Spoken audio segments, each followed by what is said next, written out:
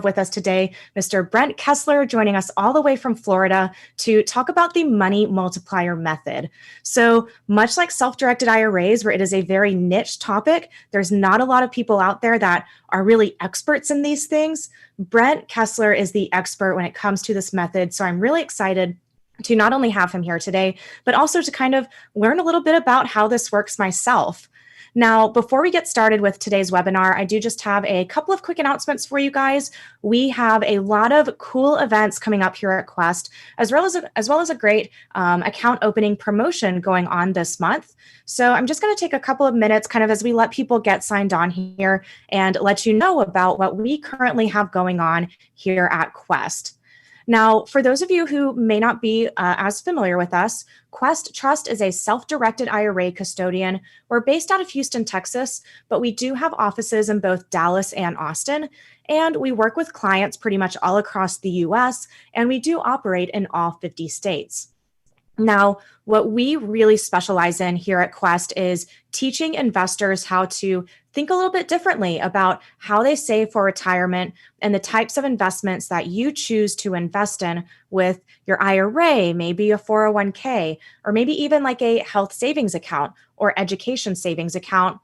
We teach investors how to diversify their retirement portfolios by investing those types of retirement accounts into non-traditional assets. Things like real estate, notes, and private placement investments.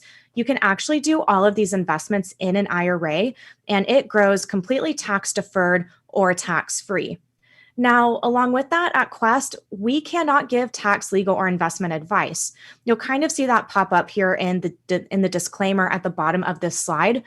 Now, we provide a lot of education when it comes to self-directed IRAs, but since we can't give you that true advice, we do like to bring in a lot of different guest speakers for our events and help to educate you guys as you are maybe getting started investing in real estate, or maybe if you're an investor that's really just looking to diversify that retirement portfolio. We provide a lot of great educational resources, but just be aware to always do your own due diligence. Please do not rush into deals, and make sure that you are consulting with the proper professionals to both structure your deals and to kind of help advise you and guide you along the way. Now, normally in these intro slides, I kind of go a little bit more into the types of accounts that can be self-directed, the process, kind of things of that nature, but I only have a few minutes here in the beginning, and we do have a lot of great events coming up, so I'm really going to focus more on that today. Now, in the Zoom chat, you will see that I have one of our other IRA specialists online with us today. His name is Kurt Power, and Kurt actually specializes in helping our clients get started. He is quickly becoming an expert in all things self-directed IRAs. He's somewhat new to Quest, but he has been in the real estate industry for several years. So if you guys have questions that are IRA related or, anything like that, be sure to send them to Kurt, and he can definitely help to get those answered for you. Now, this slide here, I do want to let you guys know that you do still have up until the tax filing deadline to max out your contributions for the 2020 tax year. Now, in a normal year, this tax filing deadline would be coming up next week, but the tax filing deadline has been extended this year to May 17th. And if you have been recently affected by the winter storms here in Texas and a few other states, you have just a little bit longer until June 15th. But do not underestimate the power of making your annual contribution to an IRA. It's so important, year to year, you can't put that much in there just all at one time. But as you're building up your retirement account and your funds to have wealth later in your life, it's all about planting the seeds today, finding out about the different types of accounts that you can make contributions to, and reach out to Kurt. He can definitely help you with that. We go through free one-on-one consultations with real estate investors pretty much all day, every day. So we can help you figure out which types of accounts you might be eligible to make contributions to and which ones might make sense for both you and your immediate family. Now, that's all I've got for, the kind of educational side of things. I do want to get into some of our events that we offer. We have a lot of events in education. We have a great YouTube channel where you can rewatch today's class, as well as all of our other classes that we've recently hosted at Quest, as well as several of our just other shorter educational videos as well. If you want to know more about these different resources that we offer, be sure to visit our website and check out the events tab and check out the education tab there as well. Under the events tab, you can find all of our events like our weekly webinars, these self-directed IRA Saturday webinar series, and my personal favorite that we host is our virtual networking happy hours that I actually personally host twice a month. It is on the first and third Wednesday. And basically, in the span of about an hour and a half, you get to meet about 50 other real estate investors from all across the US. And then at the end, we kind of open it up for conversation. So it's a great way to continue to foster your relations, create a network with other real estate investors from pretty much all across the US. Even as we're starting to slowly get back to the in-person events, I do have a feeling that we are going to continue to host this happy hour because it's been a really great way to connect real estate investors from pretty much all across the country. Now, next weekend, we have our big online self-directed IRA conference. This is what we call QuestCon Live. It is a full 2-day online event. Tickets are on sale now. And if you actually use the link that Kurt is posting there in the chat for you guys, that is actually my personal discount code. It will apply 30% off to any QuestCon ticket that you buy. If you use that link, the code will automatically be applied. And I will let you guys know if you have not gotten your QuestCon ticket yet, it's going to be a really great event. We have 20 different guest speakers over the course of 2 days. We have several other companies that have sponsored the event as well. And next Thursday evening, we actually have an exclusive virtual networking happy hour before QuestCon starts, so you can meet and network with some of the other attendees as well. Now, I will say this is just a few of the many different speakers that we have for this QuestCon, and be sure to join us at QuestCon because we have actually started planning our next big event as well, and we will be announcing that event at QuestCon. So be sure to use that link. It's my own personal discount code. It helps me out. It helps you guys out. We really like to see that these codes, that you guys are watching our classes, and it makes my manager happy to see people using my code. So do me a favor, be sure to get your ticket with that link that Kurt has put in the chat. And the last thing that I have for you guys today is our account opening promotion that we have going on for the entire month of April. Basically, with any new IRA or HSA or Coverdell education savings account that you open up at Quest this month, you will get a $125 credit towards your account that will help go to cover your first transaction fee. So your first investment won't cost you anything. It'll be on us. And be sure to reach out to Kurt. He's a great resource. He can definitely help you guys get started. Now, before I pass the torch off to Brent, I do just want to let you guys know that we are very easy to get a hold of. If you're interested in setting up a free consultation, either send Kurt a chat there in the Zoom chat, or you can pull out your phone and scan this QR code. I know in today's day and age, I don't know about you guys, but I personally love QR codes. They are a great way to share your information.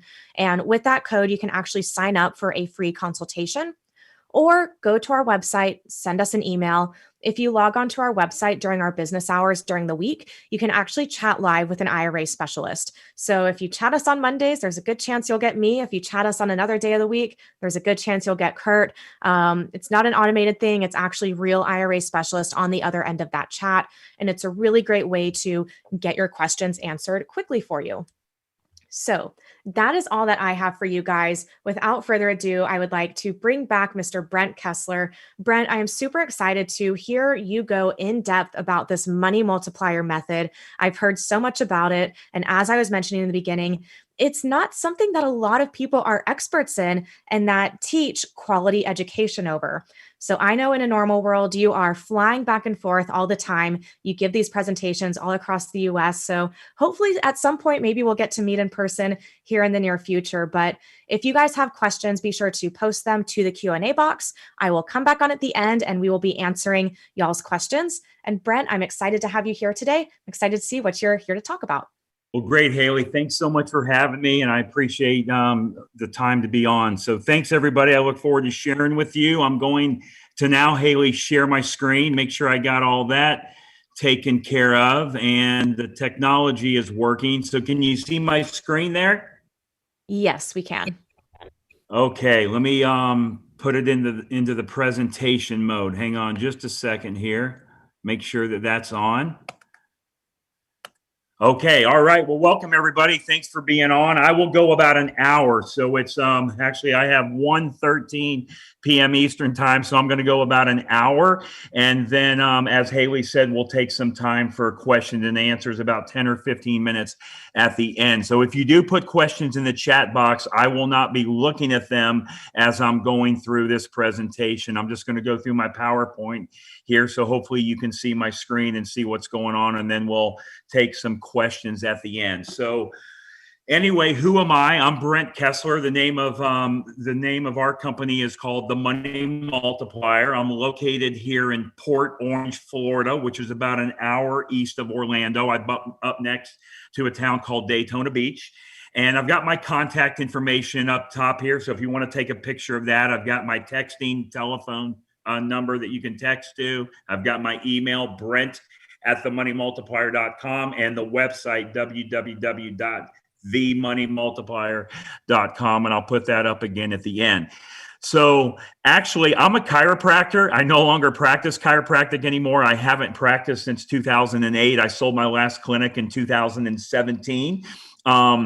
And I had clinics in Kansas City. I actually had a total of 5 clinics in the Kansas City area. And now I teach this concept that I'm going to talk about today. This is what I do full time. I've been teaching this for 9 years, since March of 2012. I've been teaching it. I've been a customer of this since 2008, but it was back in 2006 when I first heard about it. And anyways, so just to give you just a quick background. So anyway, I was at a chiropractic conference back in 2006, and I heard somebody speaking at the conference, and they were speaking about this thing called the infinite banking concept, becoming your own banker. Well, I watched and I listened to that presentation, and I thought, man, that is really, really, really good. However, it just seems a little too good to be true, right? Have you guys ever watched something like that where it looks good, but it just seems too good to be true? Well, that was me in 2006. So anyway, after that conference was over, I had gone home. I had gone back to my chiropractic offices, and, I just kind of basically I totally forgot about the information that I heard. And then I go to another conference about 2 years later, and there's about 8 or 10 of my colleagues there that are at this new conference that were with me at the previous conference. And anyway, so they were coming up to me and they were just ranting and raving, going on and on about this banking concept, how it was working in their financial life, and how they were able to take their debt and get that paid off, how they were able to start getting their wealth building up, all without having to change their cash flow, without having to work any harder, without having to lose control of their money or take any additional risk. All they did was added one step in their financial life. So I thought to myself, there has to be something to this, right? There's no way that 8 or 10, 12 of my colleagues are lying to me. Maybe 1 or 2, are lying, but not 8, 10, or 12. So I came home and I told my wife, and again, this was in 2008. It was February of 2008. And I told my wife, I said, honey, we have to start implementing this concept in our life. And at that time in February 2008, so I was actually a total in debt of $984,711. So almost $1 million in debt. Now, I know you're probably thinking, well, how does a guy from Kansas get to be almost $1 million in debt? I know if you live in California or somewhere like that, it buys you a very small house, but in Kansas, it buys you a lot. Well, how did I have all of that debt? Well, I had just like the home that I lived in. I had my so from chiropractic school, I had my student loans. I had my chiropractic clinic. I also had a condo at the Lake of the Ozarks between St. Louis and Kansas City. And obviously, if you have a condo on the lake, guess what? You have to have a boat and a wave runner, right? So I had a boat and a wave runner, and I'm also an airplane pilot. And as an airplane pilot, I had to have my own plane. Well, I was able to take this concept that I'm going to share with you today, and I was able to pay off all of that debt in a total of 39 months, 3 years and 3 months. I never had to change my cash flow. I didn't have to work any harder. I didn't take any additional risk or lose control. All I did is add one simple step in my life, and that's what I'm going to share with you today, how I did that. Now, I'm going to go over a couple books with you that I think are important that you add to your library, especially if you like reading books on wealth and money. I call this adding books to my wealth building library. So the book that I have here on the screen, it's called a book called Becoming Your Own Banker by a guy named R. Nelson Nash. So this book completely changed my financial life. Now, actually, it's been just a tad over 2 years. In 2019, in March, is when Nelson Nash passed away at age 87 years old.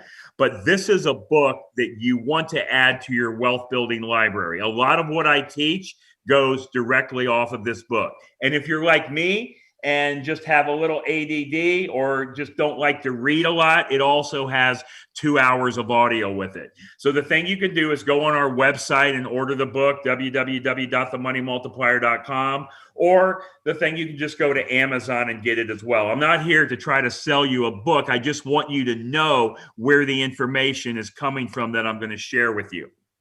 Now, I also wrote a book. It's about a year old now. I think it's just, it was last March or April of 2020, and it's called Mapping Out the Millionaire Mystery.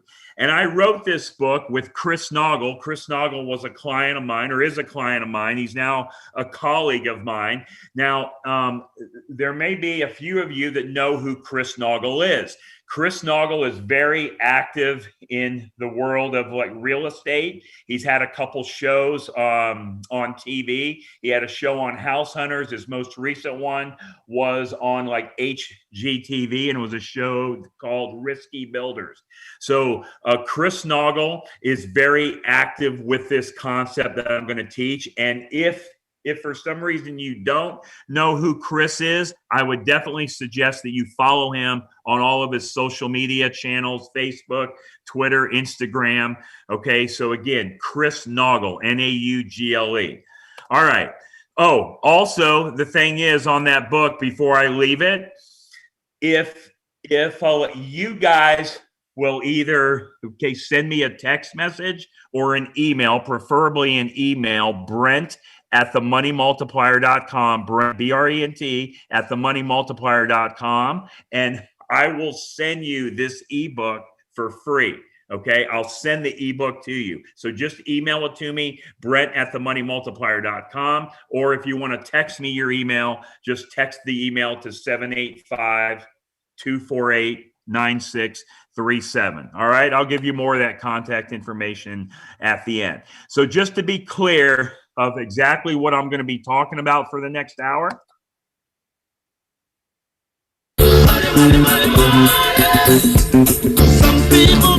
All right, that's what we're going to do. We're going to talk about your money. We're going to talk about how to build wealth, how to keep wealth, how to pay off your debt, how to pay off your expenses.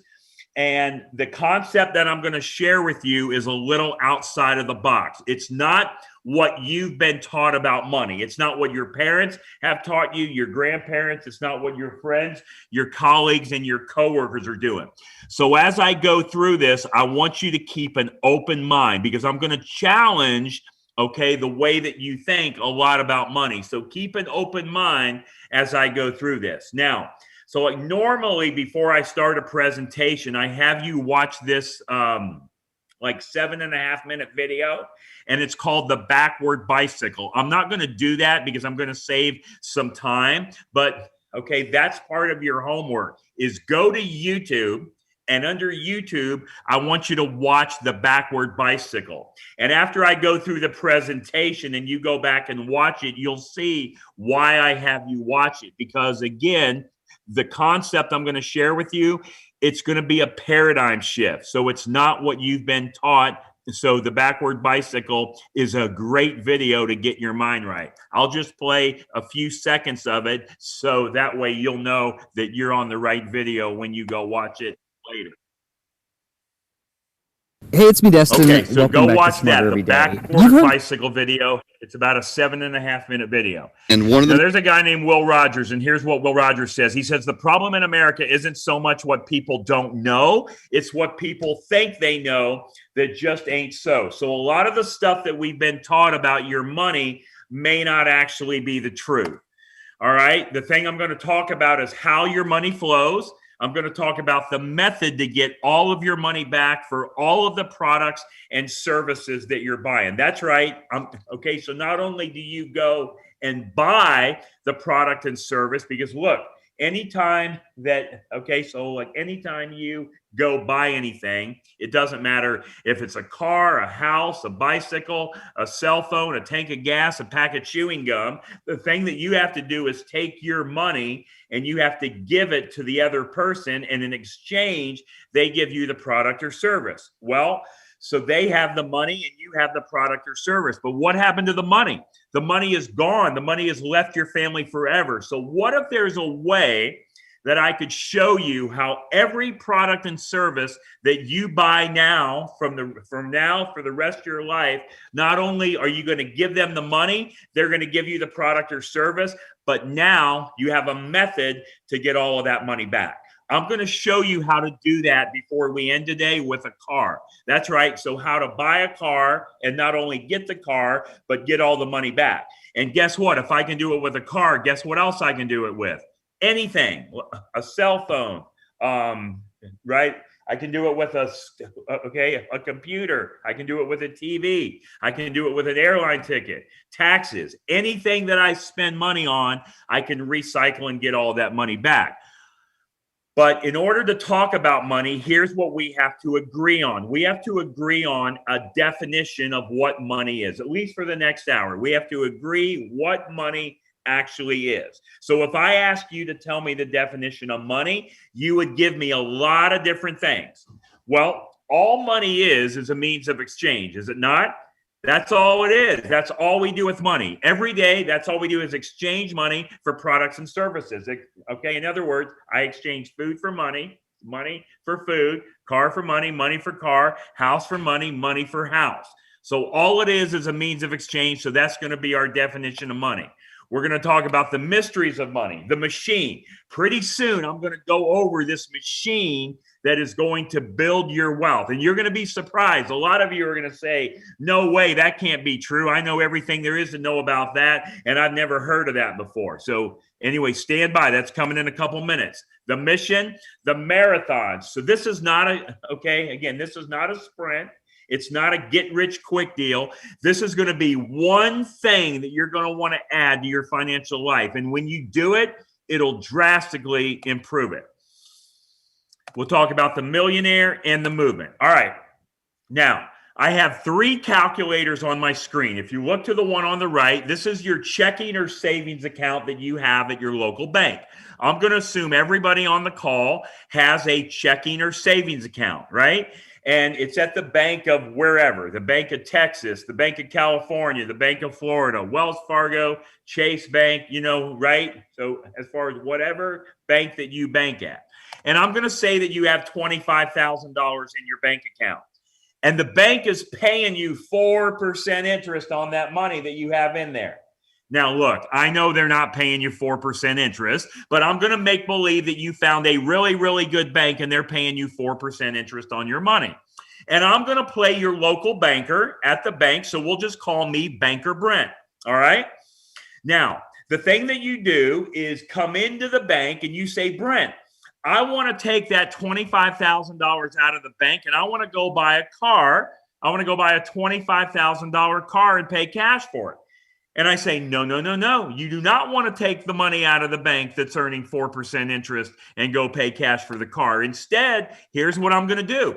I'm going to make you a loan for $25,000 and I'm going to charge you 6% interest. All right. Now, if we go to a bank and if we borrow to buy a car for $25,000, how long do we usually take that loan out for? How long do we finance it for? Let's just say 5 years or 60 months. It doesn't matter if it's 4 years or 48 months or 6 years or 72 months, okay? The thing that we're doing is we're going to borrow $25,000 from the bank at 6% interest. So here's what I'm saying. I am telling you to keep your money in that account, the $25,000 that you already have in your checking or savings account at your local bank, and it's going to continue to earn 4%. But I'm going to make you a loan for $25,000, charge you 6% interest, and over the same equal time period, in this case 5 years or 60 months, our bank will pay you more money on the 4% that you're earning than you will pay us on the 6% that you're borrowing. Now, is that a true statement? In other words, is it possible for you to make more money, okay, if you're earning 4 and paying 6? You're saying, no, Brent, that's crazy, because if I earn 4 and pay 6, I'm actually losing 2. Well, that's the way that my mind thought too when I was watching this for the first time back in 2006. Well, let's walk through it because the banker told you the truth. So if we borrow $25,000 at 6% for 5 years or 60 months, that means our monthly payment is $483.32 a month. Take it times 60. That means over the course of the 5 years or 60 months, I'm actually going to pay just under $29,000 for the car. I'm going to pay $25,000 in principal and $4,000 in interest. All right, are you with me? Now, take the same dollars that you were, the same dollars I told you to keep in the bank earning 4% over that same time period is 60 months. And there you go. You have $30,525. Now, here's my question to you. Is this number right here, the $30,525, is that a larger number than $28,999? Or do you guys do math differently than I do in Florida? That's right. It's a bigger number. Well, how can that be? How can you have more money earning 4 at the same time you're paying 6? Well, this is why. Because the car payment, the car balance is going down. It's going down every month. It's on a decreasing balance. But the money that's in the account earning 4 is going up. So one goes down and the other one goes up. But that's not the way our minds are programmed to think, right? Because we think we lose 2. Well, guess what? The same thing works if you earn 10% and pay 20% over the same equal time period, in this case, 60 months. That's right. You can make more money earning 10 at the same time you're paying 20. All right. So all I wanted to do with this little exercise is prove to you that you can make money all day long earning 4 at the same time you're paying 6. Now, why is that important? Because there's a method to my madness here. Okay. Let's talk about why that's important. What we're going to talk about now is the machine that we're going to use to build our wealth. Are you ready for this? It's going to surprise some of you. The machine that we're going to use to build our wealth is a whole life insurance policy in a mutual company that pays dividends. Now, I wish you guys could be standing where I'm at right now and see all of your faces, because a lot of you guys are thinking, what? A whole life insurance policy to build my wealth? That's crazy. All right. A lot of you are thinking, I know everything there is to know about life insurance, and there would never be a reason I would want to use life insurance to build my wealth. Well, no, you don't know everything about it, because if you did know, you would be doing this. Now, why on earth do you think we want to use a whole life insurance policy in a mutual company to build our wealth? Because this is what the rich do. This is what the wealthy do. As a matter of fact, the number one purchasers of whole life insurance in the world are conventional banks. Conventional banks own more in whole life insurance than all of their land and buildings combined. As a matter of fact, since 2013, conventional banks have quadrupled the amount of whole life insurance they've purchased. Now, okay, on the banks aren't buying term. They're not buying index universal. They're not buying variable. They're not buying universal.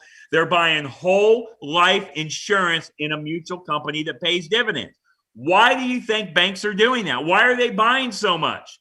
Is it because they're stupid or they know something the rest of us don't know? That's right. They know something the rest of us don't know. See, all we're going to do with this concept I'm going to share with you, ladies and gentlemen, boys and girls, is we're just going to use the tools that the wealthy are doing, because the concept that I'm sharing with you is not brand new. I didn't invent it. The guy that wrote that book, Nelson Nash, he didn't invent it. It's been around for over 200 years. The Rockefellers, the Rothschilds, the Morgans, the Stanleys, the Barclays, right? Go look and see. Okay, the thing is, go look and see how Walt Disney built Disneyland. Go look and see how Ray Kroc funded McDonald's. Go see what Joe Biden does.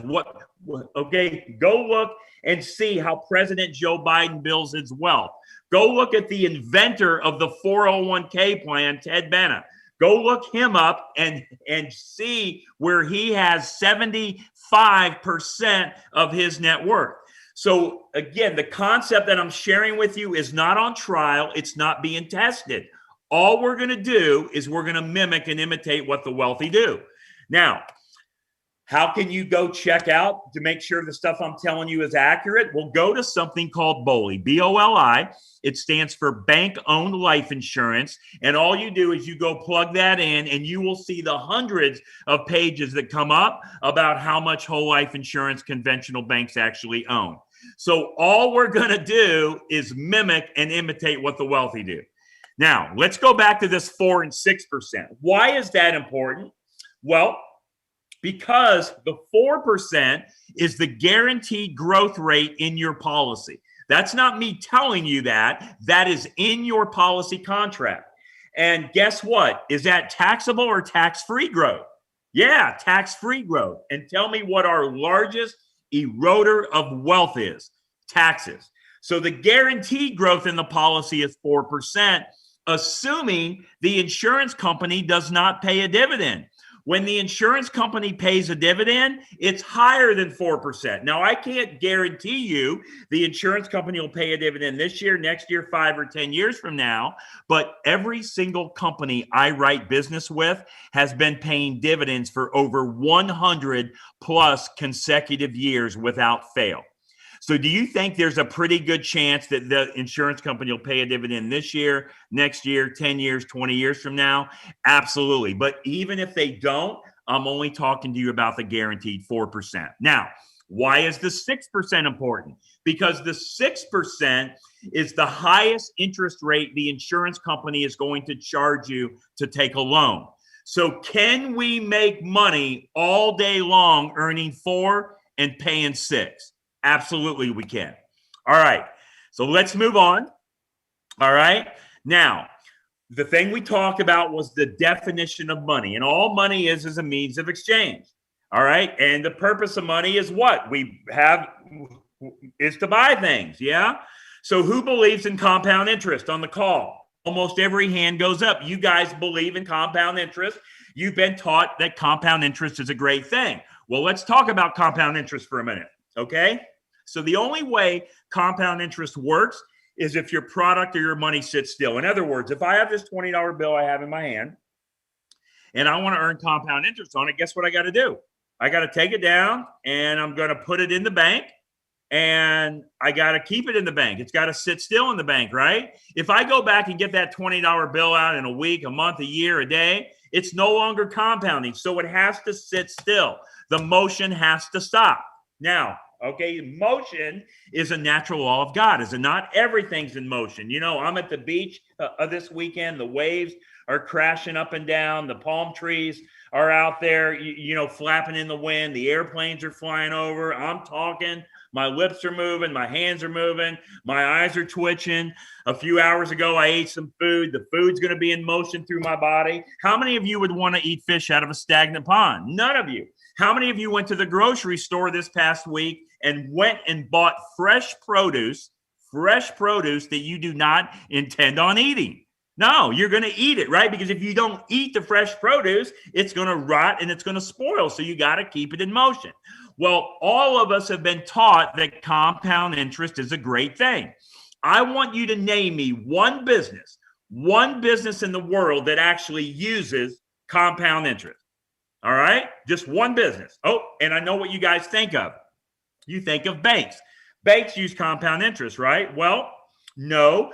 Banks pay you compound interest and they charge you compound interest, but they don't use it themselves. Here's what I mean. If I took this $20 bill that I have in my hand, I highlighted it in yellow and I put my initials on it, and I took it down to the bank. Okay. So does that bank teller take my $20? And so did they take it to the back room of the bank? And so there's a little box back there that says Brent Kesler, and that's where they put it until I come back and get it. No, man. If I go back to get this same $20 bill back in a month, the one that I highlighted initialed, are they going to give me the same one? No. What about in a week? Nope. An hour? 15 minutes? No. Why aren't they going to give me the same $20 bill back? Because it's in motion. It's in motion. All right. Let's talk about a grocery store. How much money does a grocery store make if groceries are compounding on the shelf and nobody's buying them? Zero. How much money does a car dealer make if cars aren't moving off the lot? Zero. How much money do you make in, let's say, the real estate business if people aren't buying, selling, moving in, moving out? You're doing fix and flips. How much money does a hotel make if nobody's checking in? How much money does an airline make if nobody's flying? Zero. Not one business in the world actually uses compound interest. Isn't it a little strange that all the major institutions, such as banks, Wall Street, mutual companies, right? Okay, they all tell us to park our money and just let it sit still and compound, but they're not doing it themselves, right? If it was such a good idea, why aren't they doing it? I'm just trying to get you to think about what's going on. How about you guys? A lot of you guys have an IRA or a 401k or a qualified plan, right? Well, and the reason that you have those plans is why? Because you want to put money away and save for the future. Well, let me ask you a question. All right. Are there any guarantees of your 401k, IRA qualified plan? No, there's no. Well, yeah, there is. There's one guaranteed. It's guaranteed to never go below zero. But how exciting would that be if that actually happened? So who's controlling that money? You or somebody else? That's right. Someone else is controlling it. Okay. So, and also, how long do you have to wait to get the money out to be able to use it? Right? Until you're 59 and a half. That's right. Without paying the penalty. But even after you're 59 and a half, the tax is still going to be there, isn't it? I mean, if you haven't paid the tax on it already, you're still going to have to pay the tax. So I don't know. Are we kicking the can down the street or what? I'll let you make that. Okay. I'll let you make that determination. Now, I'm going to ask you 3 questions. Number 1, is $1 worth more today or in the future? It's worth more today. If you ever forget that, think about how many candy bars you could buy 25 years ago for $1, how many you can buy today. Number 2, are taxes going to go up or go down? That's right. They're going to go up. All right. All through history, taxes go up. Even if they don't go up, we're taxed on more crap all the time, are we not? Question number 3, if you have a choice to pay tax on the small amount of the seed or the large amount of the harvest, which one do you want to pay tax on? The small amount of the seed, right? I agree with all 3 of those answers, but you're violating all 3 of those answers when you put money into the 401k, the IRA, the qualified plan, because what you're doing is you're giving up good dollars today to get paid with weaker dollars in the future. You're compounding the tax because the tax is always going to be there. And when you do pay it, you're going to pay it on the higher amount and not the lower amount. I'm just trying to get you to think about what's going on. Last thing I'm going to say about this topic, and I'll move on. No, actually, a couple more things. Number 1, okay, the thing we talked about was money is a means of exchange, right? We said food is money is food, car is money is car.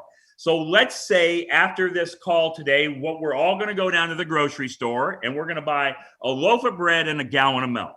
Well, so are you going to bring that loaf of bread home and gallon of milk home? Are you going to wait 5, 10, 15, 20, 25 years to eat the bread or drink the milk? That would be absolutely crazy, wouldn't it?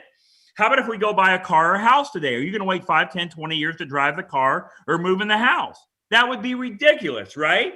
No, you would never do that. Well, why are you doing that with your money? Because you see, all those things equal money, right? All those products and services equal money. You see, people do things with money they would never do with things that money buys.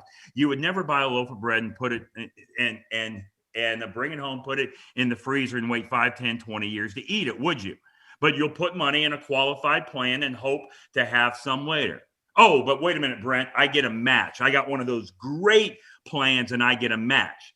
Well, is that really true that you get a match? I mean, because if the principal isn't guaranteed, then how can the match be guaranteed? But let's go with your theory and you get a match, okay?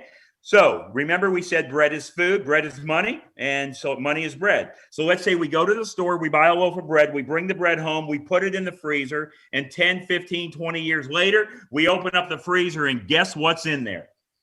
2 loaves of bread. That's right. How much better is that second loaf of bread going to taste? It's still going to be freezer burned, is it not? I'm just trying to get you to think about what's going on, okay? Now, let's talk about here how a conventional bank works. This is how a bank works. You take your money and you put that money into the bank. Now I'm going to say it's $100,000. Don't get wrapped up in the number. It can be 1,000, it could be $1 million. But I'm going to say you found a really, really, really good bank that's paying you 4% interest on your money. Every time you put money into the bank owes you interest. So that money becomes a liability to the bank because they owe you interest.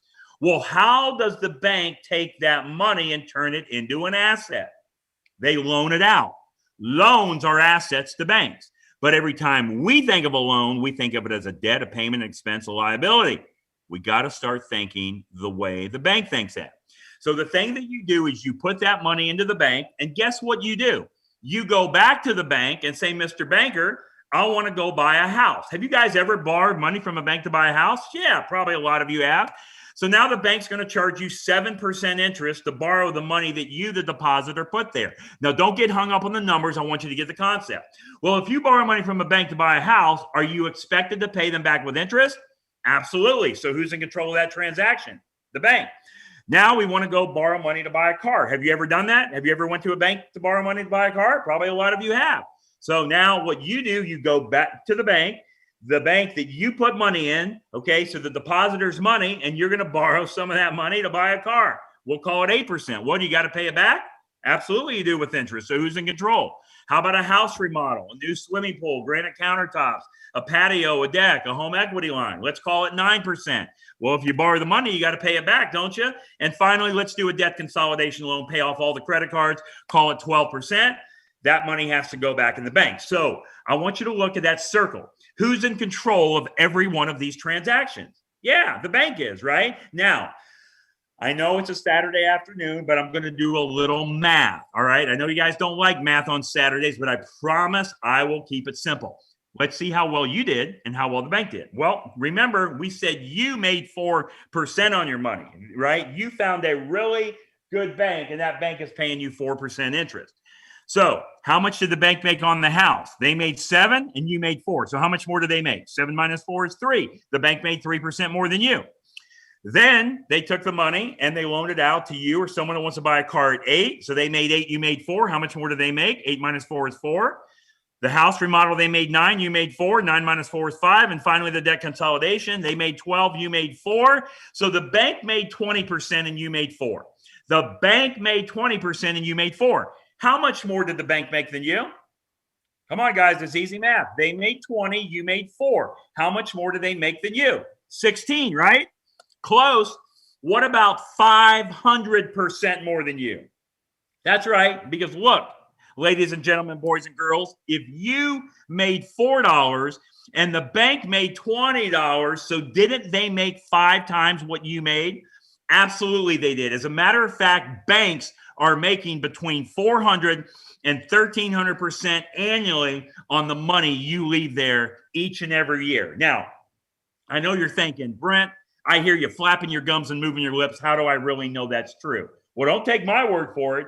Go out and look up something called BauerFinancial.com, B-A-U-E-R, BauerFinancial.com, and you will see in the report, you can get any annual report you want from any bank you want. A big bank that we all know the names of, or a small little honky town bank, right? And I want you to get the annual report. I don't care if you get it from this year, last year, 10 or 20 years ago.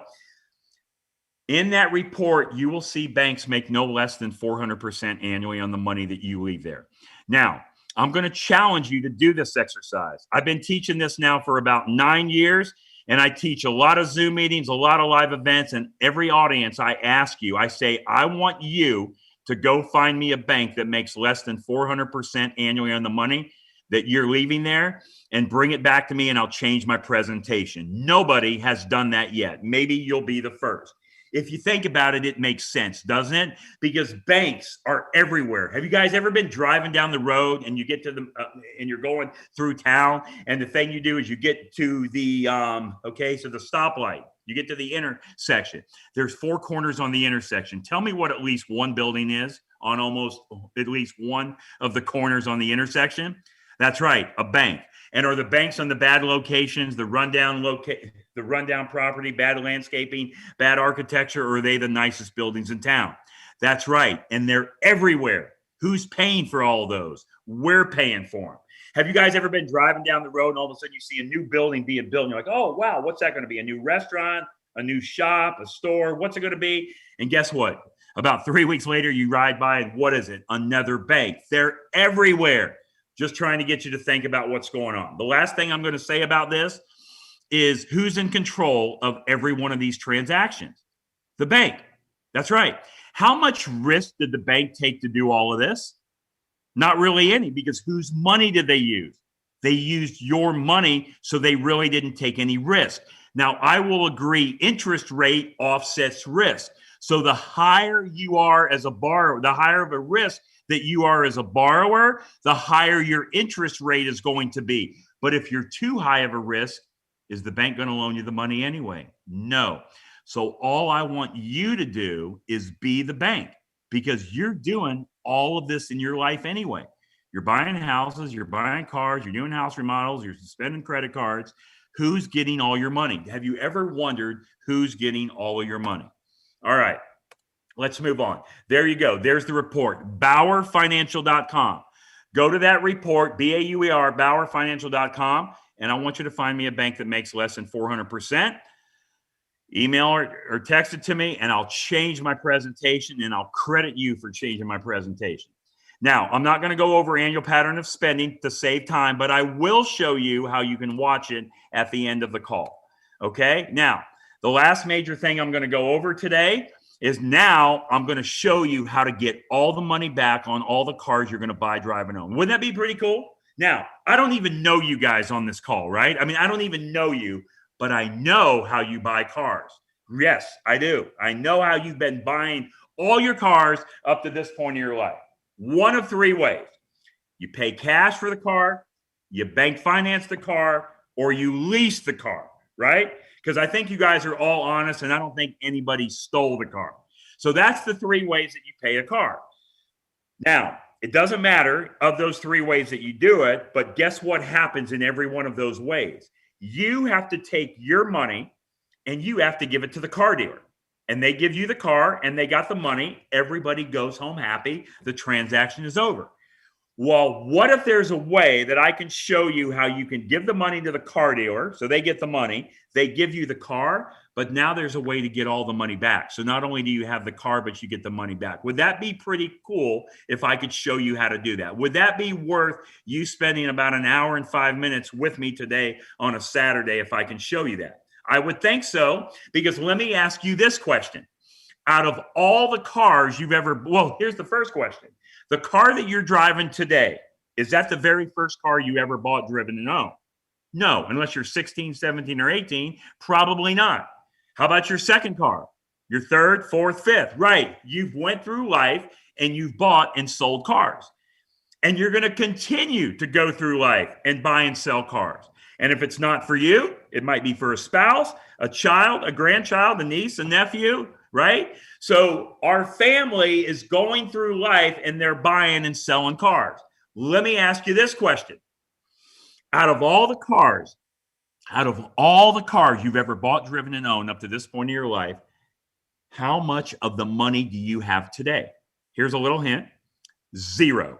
Does anyone on this call have any more than 0 for all the cars you've bought, driven, and owned? So if I do nothing else but show you how to get the car and the money, that might be pretty cool. All right, let's dive into this. I know there's more numbers, but I'm gonna make it simple. Now, remember the machine that we're using to build our wealth. We're using a whole life policy in a mutual company that pays dividends, right? Not any type of policy, not the policy that you can go down and get from your brother-in-law that sells life insurance, right? We all have a brother-in-law that sells life insurance. No, this is a specifically designed, okay, a specially engineered policy that has high immediate cash value. My definition of high immediate cash value is within the first 30 days. That's right, within the first 30 days. So the machine that we're using to build our wealth is this whole life policy. So we do pay premiums. And yes, a premium is a payment, right? When we write a check to the life insurance company, it's a payment. But in our mind, we got to ride the backward bicycle. This is why you got to YouTube. You got to go to YouTube and watch the backward bicycle video. In our mind, it's a payment. But the thing we got to do is we have to think of the premium that we send to the insurance company as a deposit. Because if it goes into an account that we control, is it treated more like a payment or deposit? A deposit. And tell me what word you like better, payment or deposit? Yeah, deposit. And have you ever made too many deposits into your bank account? Never. All right.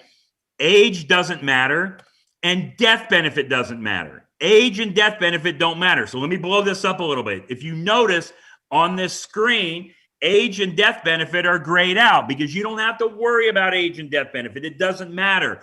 I want you to focus on this column right here, cash value available. Cash value available is what you're going to focus on. Okay. Now, even though I said age and death benefit doesn't matter, there's at least 2 or 3 of you on the call that are super analytical, and you're like, Brent, you got to explain to me about age and death benefit, or I won't hear anything else you say. I won't be able to move on. All right. Let me go through it real quick. Let's say we have 3 people. They're all in equal health, and they're going to go to the same life insurance store today. And the only thing different about them is their age. They could be 20, 40, 60, 30, 50, 70. And in this example, they're going to put in $10,000 a year into their policy. Now, don't get wrapped up on the number. I am never, ever, ever, ever going to tell you how much money to put into your policy. You decide. You decide the amount you want to put in the policy. In this example, it's $10,000 a year. It could be $1,000 a year. It could be $100,000. It could be $100 a month, right? You decide the amount, okay? But in this case, it's $10,000. So let's go back to those 3 people, age 20, 40, and 60, let's call them. They all walk into the same life insurance store at the same time. They're in equal health. The only thing different about them is their age. Who's going to get the most death benefit? Yeah, the youngest person. Who's going to get the least amount of death benefit? The oldest person. That just makes sense, right? But that's not why we're doing this, is for death benefit. We're doing it for cash. And age doesn't matter when it comes to cash. And let me explain. Let's say we have a $20 bill in our pocket. Those same 3 people, age 20, 40, 60, and they walk into the same grocery store at the same time, and they have a $20 bill in their pocket. Who's going to be able to buy the most groceries with that $20? Yeah, that's right. All the same. Age doesn't matter, does it? The color of your skin doesn't matter, right? It doesn't matter what language you speak, how well you're dressed, how good you look. Doesn't matter how you smell. The same $20 buys the same amount of groceries. So does age matter when it comes to cash? No, it doesn't. And the reason I drive that home is because at the end of the call, I'm going to get an email, a text, or maybe someone will ask a question, okay, so like to Haley, hey, I'm too old to do this. No, you're not too old to do this. You are not too old to do this, or I'm not healthy enough to do it. No, that's not an issue at all, because if health is the issue, guess what you can do? You can own the policy on someone else and do everything I'm talking about. Just you wouldn't be the insured individual. You can own it on a spouse, a child, a niece, a nephew, a grandchild, a business partner. All right. So again, keep an open mind. Don't close up on me here. Now watch this.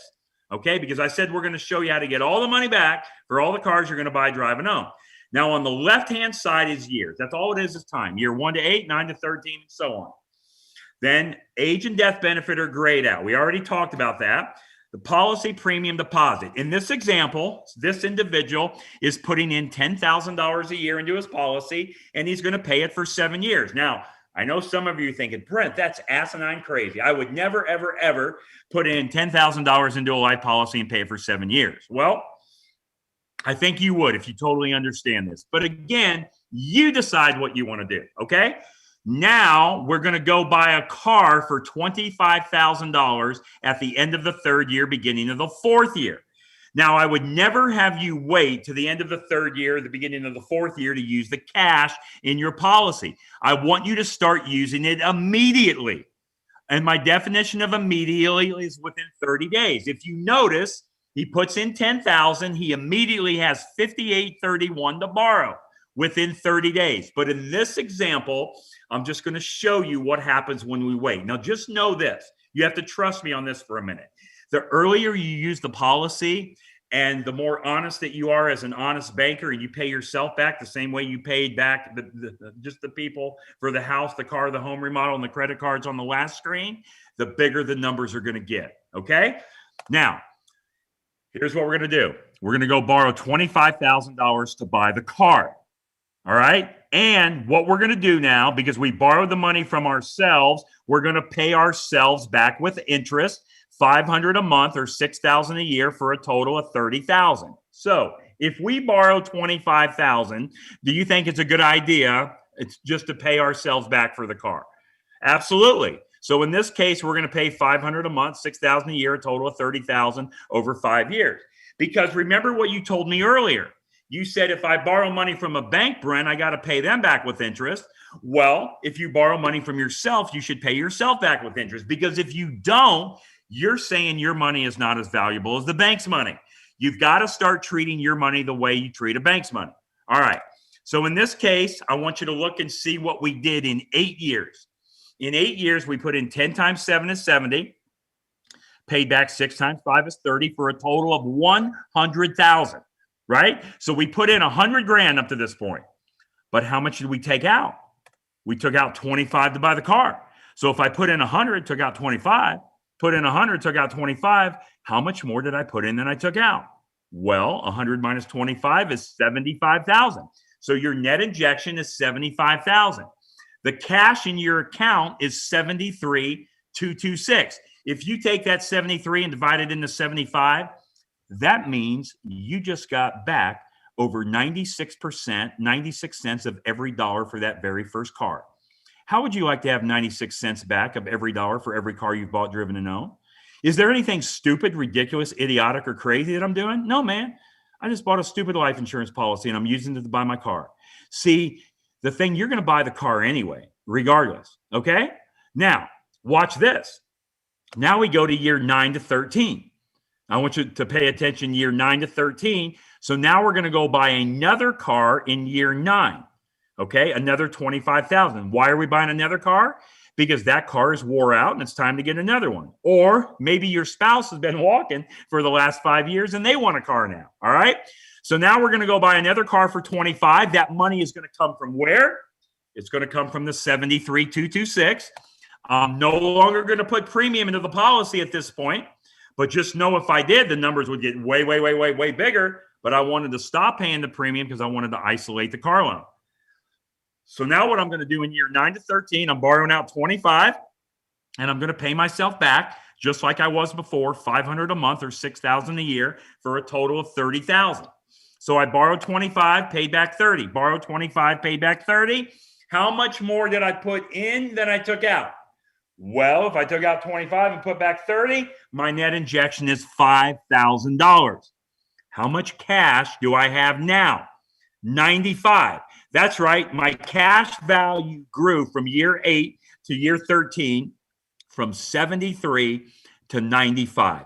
That is a $22,000 growth with a $5,000 net injection. How do you like buying cars my way? Is there anything stupid, ridiculous, or idiotic that I'm doing here? No, man.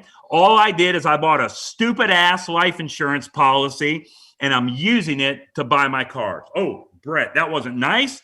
Brent, why did you say the word ass? Because I see 3 of you were sleeping and not paying attention. You're washing the dishes or burping the baby, but now you're back with me and paying the attention. I don't know what it is. There's something about the word ass that kind of brings you back in to the screen. So now you're back with me. Thank you. Now watch this. Let's see what we did here in 13 years. How fast is 13 years going in your life? Well, I can tell you I'm 53. It feels like just yesterday I was 40.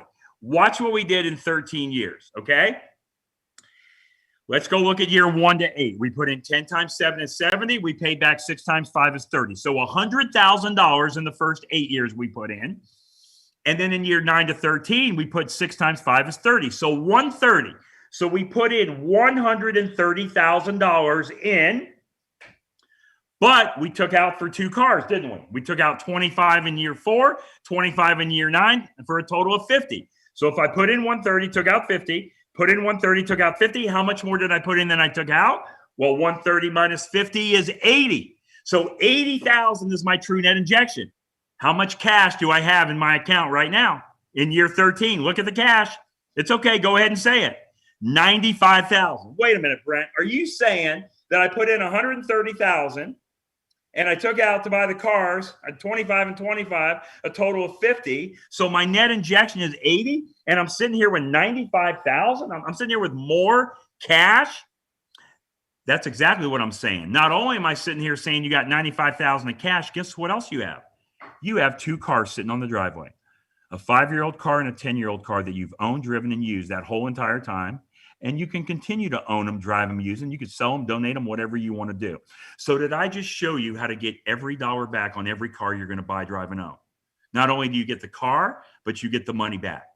And all I did is I added 1 step in my financial life. Because look, all of you guys are going to buy the cars anyway. You've been buying the cars anyway, right? So why did I show you this as an example of a car? Because most of you on the call, I bet you've either owned a car, driven a car, or ridden in a car. So you understand a car. But let's say if this wasn't a $25,000 car. Let's say if it was a $50,000 car. And instead of you paying yourself $6,000 a year back, you're paying $12,000. What would happen to the numbers? They would just go up. What if mama and daddy had a $50,000 car? The numbers would just go up. So if I can do this with a car, can I do it for anything? Can I do it for a house? Can I do it for a boat, a bicycle? Can I do it for a big screen TV, a piano, a chandelier, a gas grill, a hot tub, a swimming pool?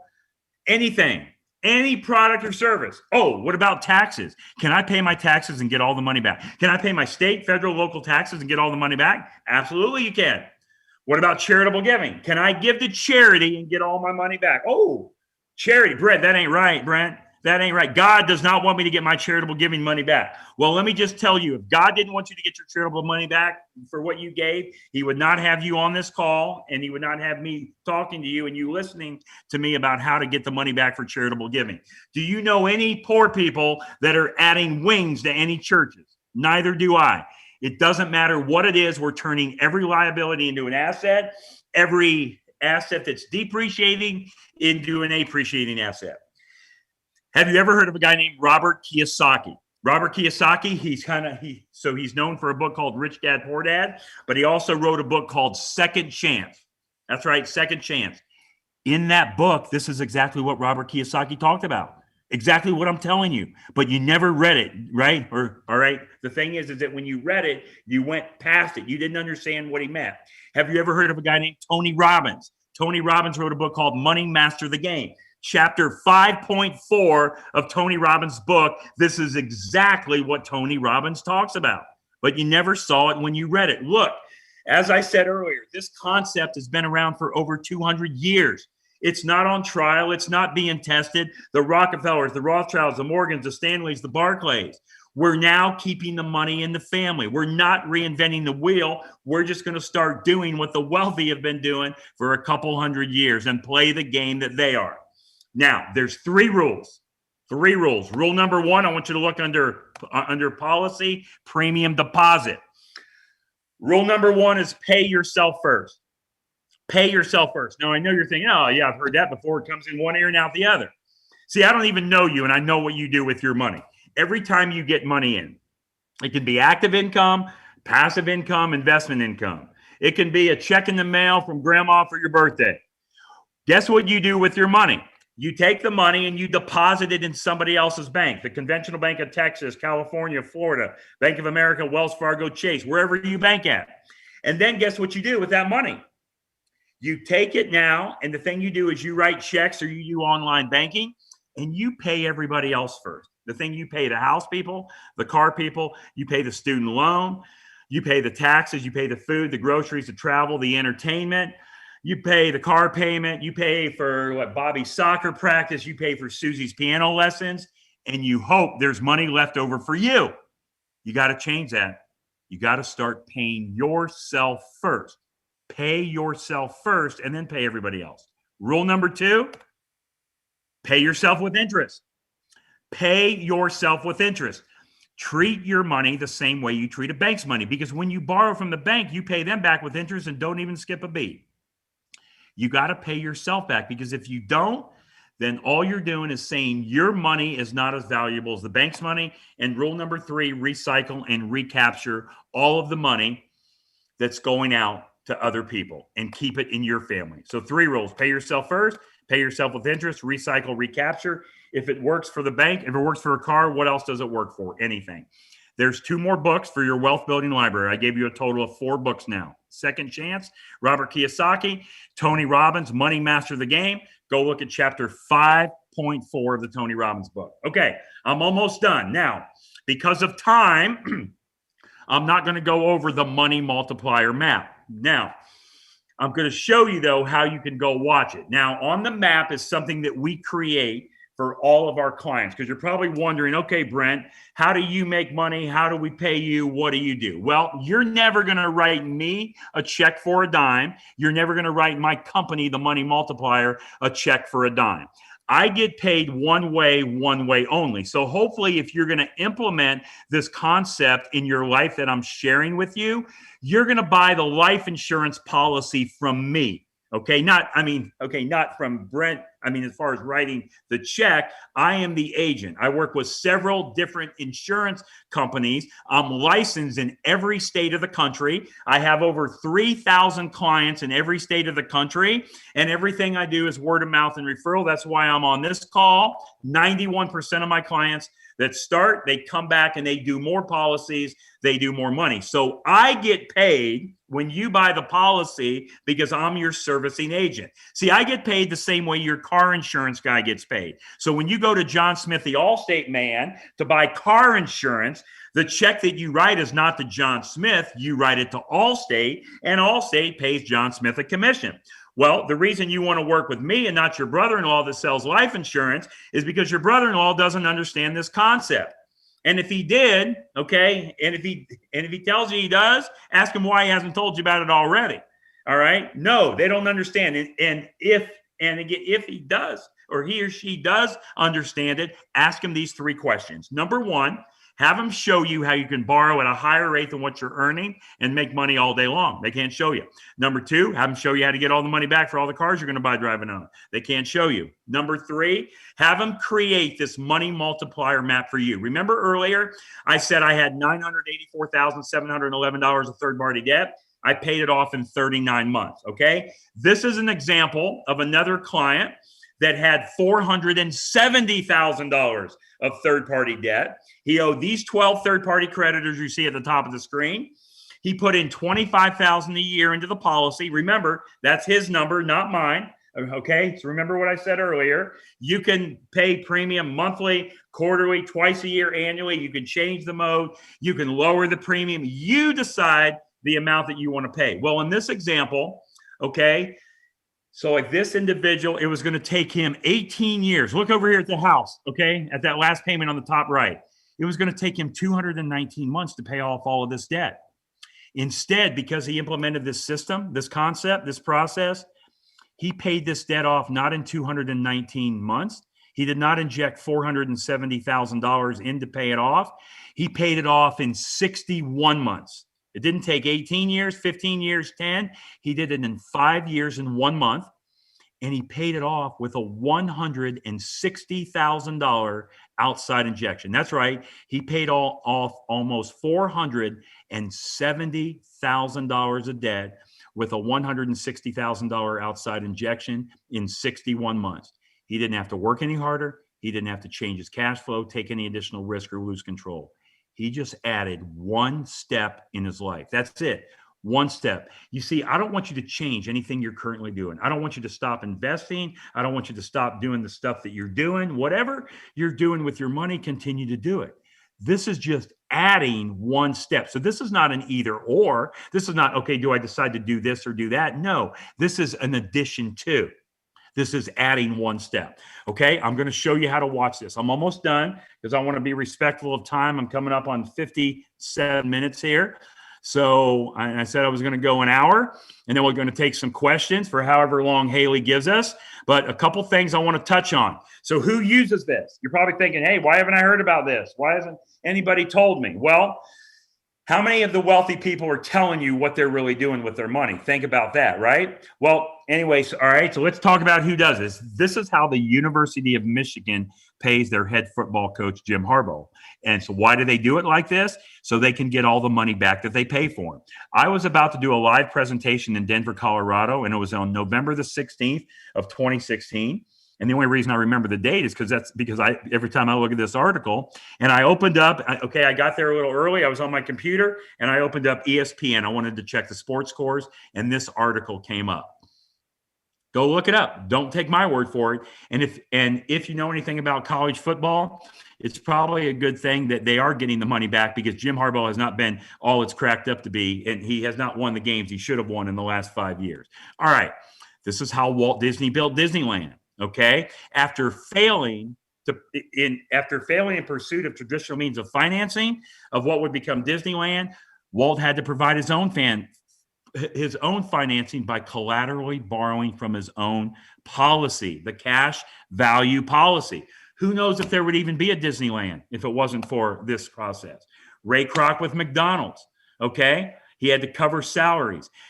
Okay, so the thing, Ronald McDonald, right? The mascot. Ray Kroc funded the mascot, Ronald McDonald, with his policies loans.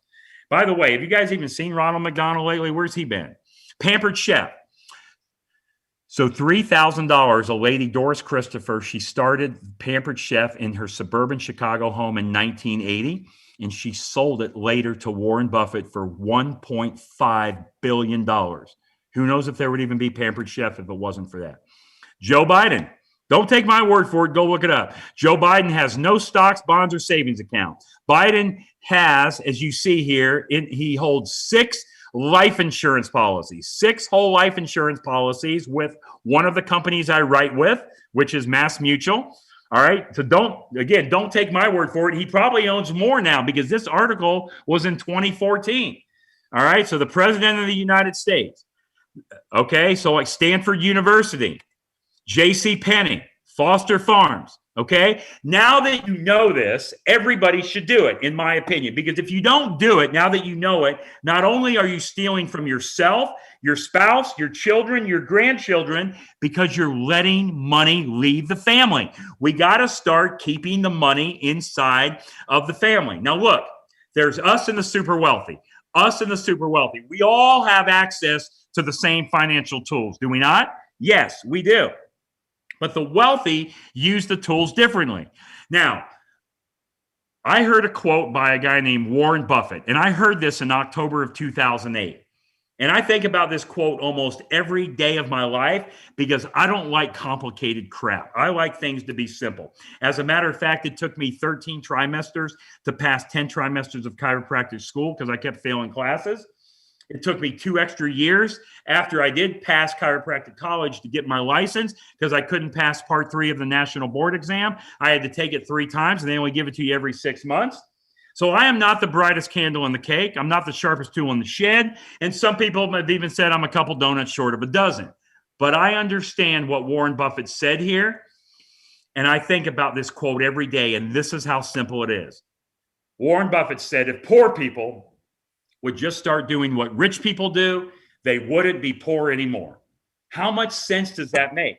So all we're going to do is we're going to use the tools that have been out there for over 200 years, and we're going to use them the same way the wealthy have been using them. We're not reinventing the wheel, because look, only 1 of 2 things are going to happen to every one of us on this call. 1 of 2 things are possible. We're either going to live or we're going to die. Now, I like to use the word graduate, but you choose what you want. We're going to live or we're going to die, right? Are we better off with or without this concept I just shared with you if we live? Hopefully you think with. What about if we die? Not an if, it's a when, right? It's a when. You are going to pass, die, or graduate. Well, when that happens, are our beneficiaries better off? That's right, because of the death benefit. How much today did I even talk about death benefit? How much did I talk even about life insurance? Hardly at all. It's just the vehicle that we're using to build our wealth. If it was water bottles, if it was coat hangers, if it was cell phones, if it was pad and pencils, I would be talking about that. The life insurance is the vehicle that we're going to use to build our wealth. I don't know of another vehicle on this planet that allows you to do this with these features and benefits. And if you know of one, let me know what it is, because I've been looking now for about 15 years and 2 months for what that is. Nobody's been able to show it. The internal growth grows tax-free. That's a great thing. Because here's what we want to do, ladies and gentlemen, boys and girls. We want to pay tax on our money one time only at the lowest rate possible. And we want to get that money into a tax-free environment where it's growing tax-free and the government completely out of our hair. Loans never have to be paid back. That's right. When you borrow from the policy, when you take a policy loan, the loan doesn't have to be paid back, because when you borrow from the policy, you're not borrowing your money. You're putting your policy up for collateral, and you're borrowing from the general fund of the insurance company. So all of your money is still in the policy. It's all still growing and compounding at that guaranteed tax-free growth rate. Is that powerful or what? The loan will get paid back at some point, because the death benefit is always higher than the loan available or your cash value. And it's not an if, but a when you die, pass, graduate. So what would happen is the death benefit would pay off any outstanding policy loan, and then the additional money would go to your beneficiaries tax-free, because they've already given you that money in advance while you're living. See, I want you to use your good dollars today and pay them back with weaker dollars in the future. Totally contraindicated to what we've been taught. We've been taught to give them our good dollars today, and they're going to pay us back with non-guaranteed weaker dollars in the future. It's a paradigm shift. You just got to think differently. Now, why are we doing this? All the stuff I'm sharing with you, why are we doing it? Well, it may not be the only reason, but it's one. I want to be a billionaire so freaking bad. Buy all of the things I need. Remember earlier, I said if you send me an email, Brent@themoneymultiplier.com, B-R-E-N-T, Brent@themoneymultiplier.com, I will email you my ebook. I'll email you my full recorded presentation, because there were some parts that I didn't go over because it's an hour and 45 minutes long. And I'll email you all the downloadable attachments that go with it. Okay, just send me an email. I'll send you the book and all that other information. There is my contact information on the screen. Okay. So my name, Brent Kesler. There's my, that's a good texting number, 785-248-9637.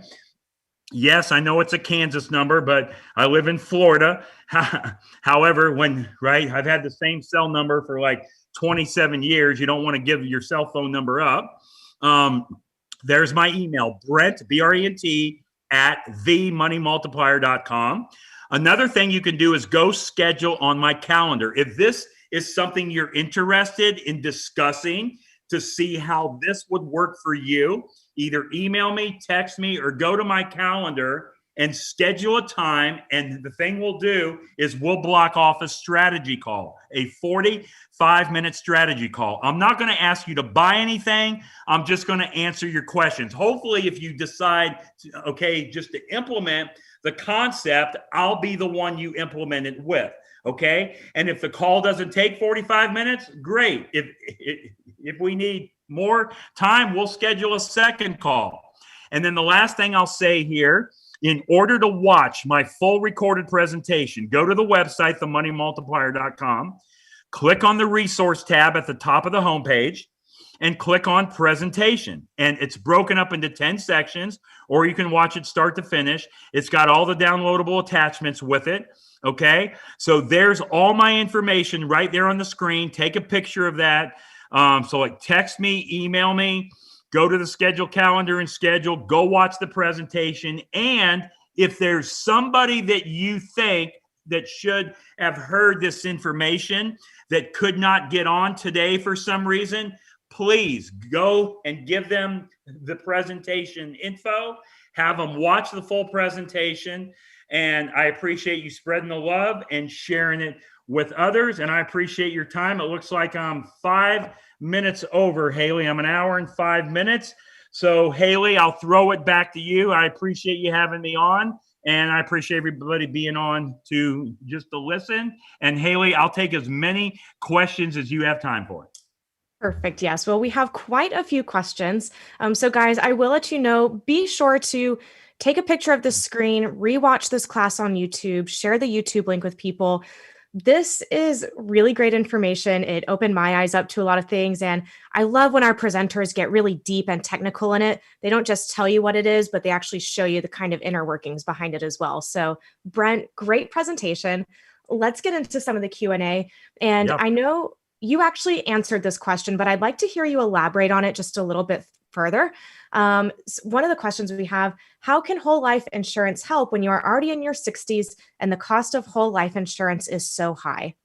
Yeah, so like it's not about the death benefit, all right? So the reason we're doing this is for the cash value. Remember I said earlier that if you're 20, 40, or 60, you put in $10,000 into the policy, okay? All that's going to do is buy you a lower amount of death benefit. The cash value is going to be the same. It's going to be super, super close. I mean, you have more money than that that's falling out of your pockets when you're sitting on the couch in between the in between the couch cushions. That's how close the cash is. So age is not a factor when it comes to cash.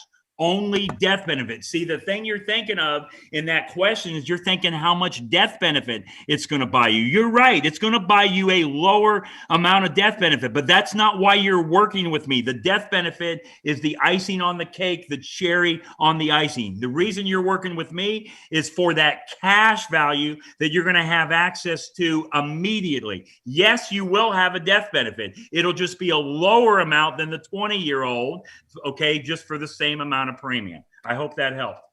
Mm-hmm. Yes. And it kind of leads me right into the next question. One of our attendees wants to know, what happens to the money you put in after you pass away? I'm told that the insurance company keeps that money and you only get the face value of the policy. Yeah. So, okay. So here's what happens. The thing that you're going to have is you're going to have a cash value column and you're going to have a death benefit column. Now, on that policy, so those numbers go up each and every day. Today's better than yesterday. Tomorrow is better than today. That's not me telling you. It's in the policy contract. So the cash value goes up and the death benefit goes up. As time goes on, the cash value comes and gets closer to the death benefit, right? So the death benefit is always going to pay out when that insured dies. So let's hypothetically think that, let's say at the time of your death, that there's $1 million in death benefit.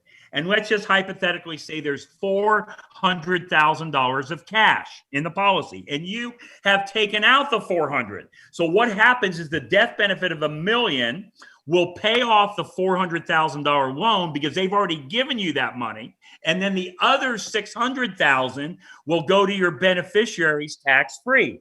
Now, let's say that there's no policy loan on it and you got $1 million of death benefit and you have $400,000 of cash value, but you have not taken a loan out from the policy, then the whole $1 million goes to your beneficiaries tax-free. Either way, the death benefit pays out. But if you're working with this on this concept and you're using it for the things that you're going to buy in life anyway, then you're going to be using that money. You're going to keep it in motion. You're not just going to buy the policy and let it sit on the shelf. You're going to use it. So the end goal is to use as much of your money as you're living. And yes, there still will be a death benefit to leave to the family, because not only do they get the death benefit, but they're going to get all the assets of that loan paid off as well. But great question.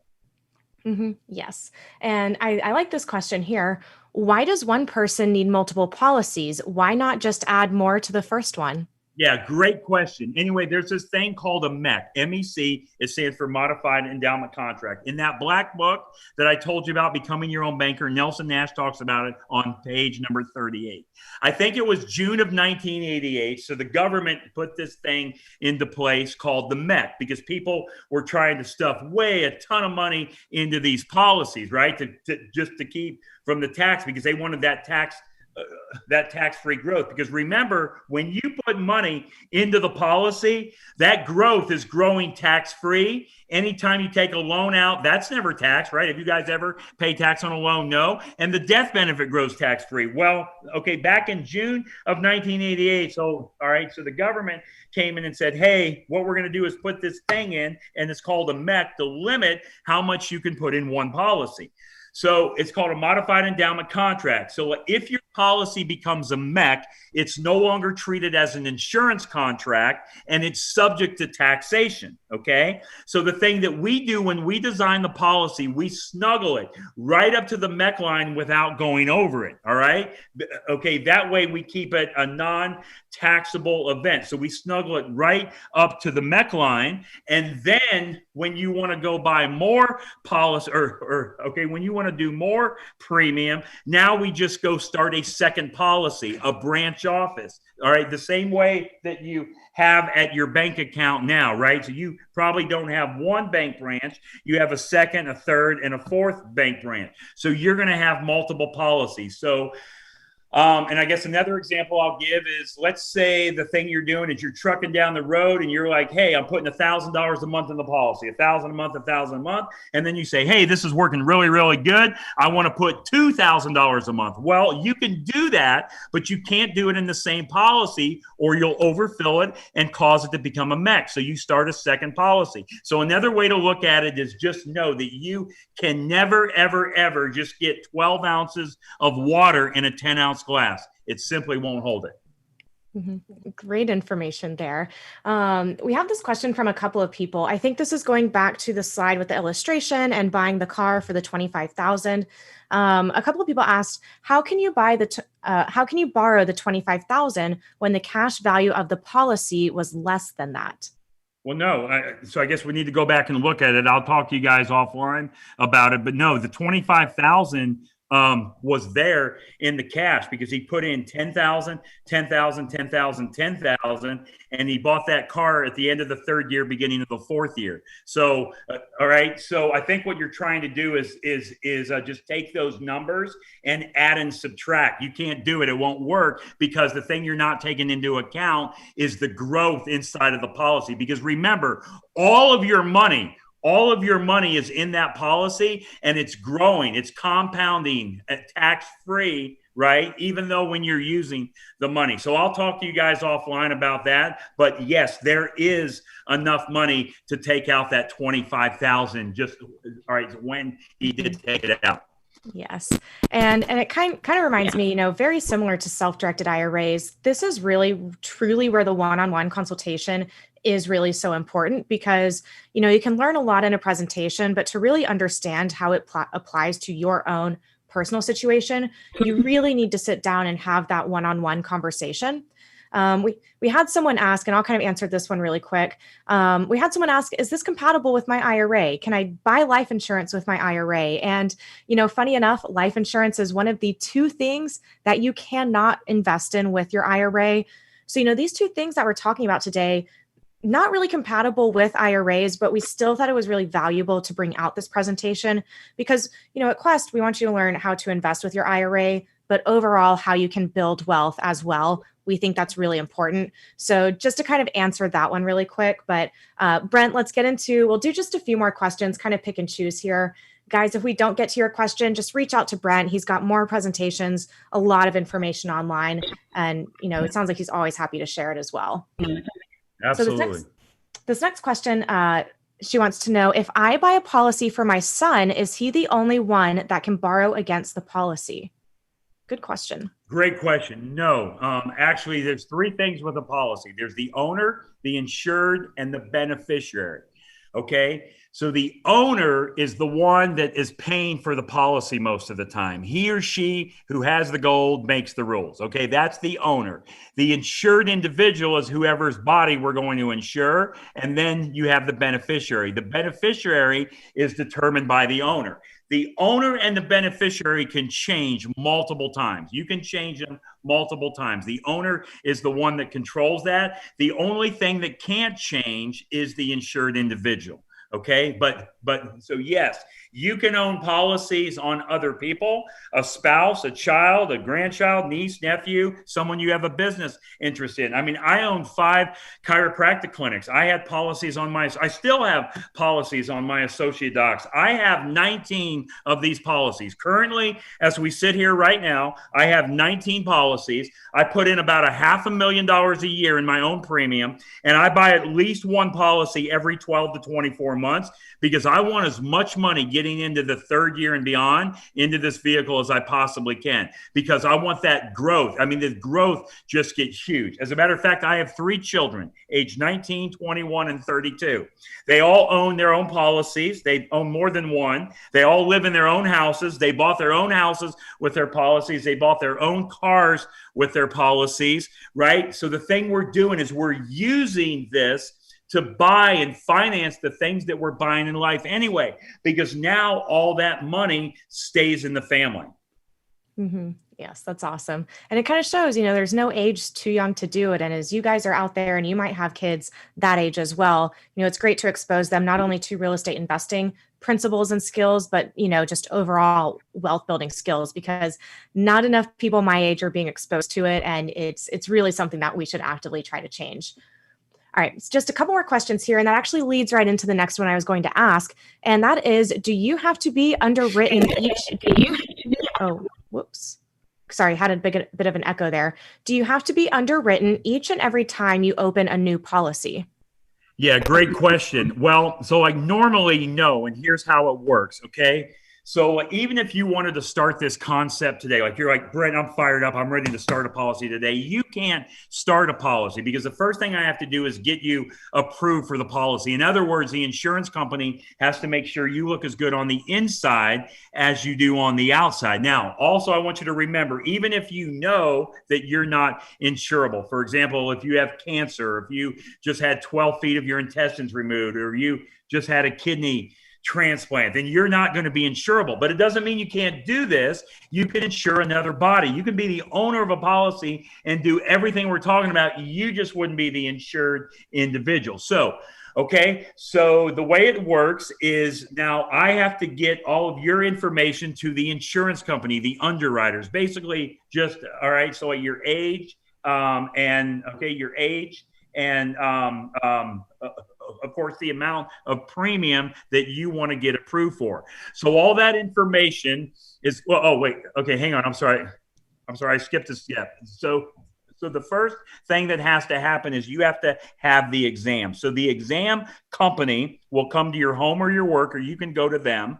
And so they just want to make sure you look as good on the inside as you do on the outside. So they're going to take a little blood. They're going to have you pee in a cup. They're going to ask you some health questions. All that information goes to the underwriters of the insurance company. They're going to process it, hopefully approve it. Once the policy is approved, the policy is going to be delivered to you. And now you have a few weeks to go through it. Okay. Make sure it says everything I'm telling you it's going to say. Get all your questions answered. And if all looks good, then you sign it and you send it in, and we're off to the races. Now, on that exam, it's generally good for a year. The exam is good for a year, and your health questionnaire is good for 6 months. As long as nothing has changed in your health questionnaire, then your exam is normally good for a year. Now, it's always up to the insurance company if they want to request another exam, okay? But normally, that's the way it works. And that's why I have so many people that come back before the first year is up. I have, as we sit here today, and where we at, April of 2021. So I have over 3,000 clients in every state of the country.